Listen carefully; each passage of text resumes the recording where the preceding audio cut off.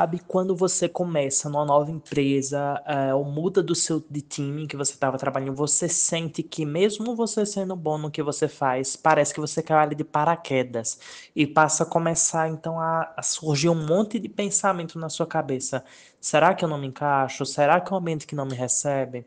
Então, nesse episódio desse podcast, é para você que se sente escanteado e não sabe como lidar com isso. Veja, o primeiro ponto é que a gente tem a primeira tensão, ou seja, a gente vai ter um deslocamento invisível ali. Você entra e você já percebe. Ninguém te explica como as coisas funcionam de verdade. As tarefas até são claras, mas e os códigos sociais? Poxa, às vezes vai ser uma coisa totalmente desconhecida ali. Como lidar com aquelas pessoas diferentes vai ser desconhecido para você. Então você vai talvez começar a evitar perguntar para você não parecer talvez até despreparado. E daí, com claro, obviamente, o resultado disso vai ser uma sensação de você estar no lugar certo, mas possivelmente aí com o papel errado. E daí, isso gera também, e o mesmo que você passa aí, tem um ponto que a gente chama de uma experiência anulada, ou seja, e mesmo que você tenha anos de experiências, parece que nada disso vale quando isso acontece. É como se você tivesse que reaprender tudo, como se a tua bagagem ela tivesse sido deixada na portaria, sabe? Então, isso tem um nome, isso é socialização organizacional. Isso nada mais é que o processo psicológico bem profundo e enraizado que vai além de você simplesmente aprender ali as tarefas daquele local. Daí isso entra um outro ponto que a gente chama de choque de cultura. Por que você pensa nisso? Você veio de uma empresa, por exemplo, informal, leve, colaborativa, ou o contrário também, e você entra talvez ali num ambiente bem rígido, bem engessado, com processos engessados ali, com a hierarquia pesada, você vai travar. Aí, às vezes, dentro dessa realidade, a pessoa até questiona até a própria competência. Daí qual é o problema? O choque entre as culturas organizacionais. Por isso que em alguns momentos alguns processos seletivos você vai ver claramente que tem ali o que a gente chama de fit cultural, exatamente para fazer para que as pessoas entrem e retenham e se sinta bem, mas nem sempre isso vai ser, digamos que bom nesse sentido suficientemente para conseguir identificar isso. Só que vem um ponto mais profundo, que é quem você é, será que não cabe aqui?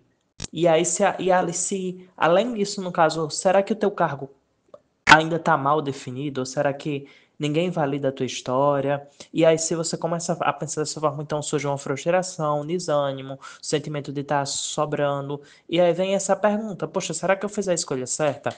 Mas veja que tem como virar esse jogo, na verdade, tá? Calma, tem saída sim, com desafios, obviamente. E o primeiro passo para mudar isso é você encarar isso aí como uma oportunidade. Se o seu cargo ele tem elemento novo, coisa nova para fazer, isso já te coloca em um movimento de crescimento. E crescimento que é crescimento, obviamente que dói. Gera desconforto e não adianta fugir de desconforto. Então aí um outro passo que eu trago como dica nesse sentido é que você não evite lidar com esse desconforto, porque vai ser a hora de enfrentar, fazer um enfrentamento ali consciente dessa realidade, reconhecer o estresse, buscar suporte, organizar a rotina, talvez até começar a fazer uma psicoterapia, ou seja, evitar só, se você faz esse processo de acabar ficar tentando evitar, o que vai acontecer? A dor só vai prolongar. Daí um outro ponto também que é muito interessante é você perguntar, observar, se conectar. Segundo alguns autores citados no livro do Dr. Zanelli, de Psicologia Organizacional no Brasil, alguns autores trazem nele que quem toma a iniciativa pergunta, observa, busca feedback, se adapta melhor. Mas veja só, isso só funciona se o ambiente de fato estiver permitindo. E nem toda empresa acolhe bem esse movimento, sabe? Então, a gente precisa ver que tem empresas que tem um padrãozinho ali, muito padronizada, hierarquicamente falando, em outros sentidos, tudo vai ser igual para todo mundo. E aí isso reduz dúvidas, mas limita também a questão da criatividade. Já se você tiver em um contexto mais flexível, tiver mais autonomia, mas tá aí com também é maior, claro, mas só que aí o risco de você se sentir perdido também aumenta. Então veja que são duas linhas que não tem às vezes para onde correr. Mas daí, como é que eu posso me sobreviver nesse processo de transição? Observe antes de agir, busque aliados dentro do time, veja se consegue negociar aí algumas expectativas com seu líder, converse para fazer esse alinhamento. Outro ponto é você tentar ter paciência, porque insegurança no início não é falha, é uma adaptação em curso ali enquanto você está realizando. E do outro lado, como as organizações será que poderiam melhorar isso? Aí vem alguns pontos, porque você veja, alguns autores, como Feldman, ele alerta que muitas empresas elas acabam ignorando o impacto de fato psicológico dessas mudanças. Nas novas pessoas que estão fazendo ali onboarding e entram no time depois, posteriormente, muitas empresas acabam negando isso, não observando isso, não calculando isso, não fazendo follow-up depois. Então, sendo que na verdade elas deveriam planejar melhor essas transições, oferecer um suporte emocional e, obviamente, tá aí valorizando a história de quem está chegando. Então, esse follow-up de como do RH chegar e trazer e perguntar, e o gestor também juntamente, vem em outros momentos, como é que tá essa experiência depois ali de um mês, né, para fazer uma entrevista depois de 3 meses ali da experiência da pessoa, fazer tudo certinho, acompanhamento de 6 meses depois novamente, isso ajuda. Isso ajuda a analisar para a própria empresa ter uma visão holística de como é que isso está funcionando, sabe? E veja que, no fundo, mudar de empresa, obviamente, também é uma questão que a gente vai estar reconstruindo a nossa própria identidade profissional. Então você veja que não é só o trocar de crachá.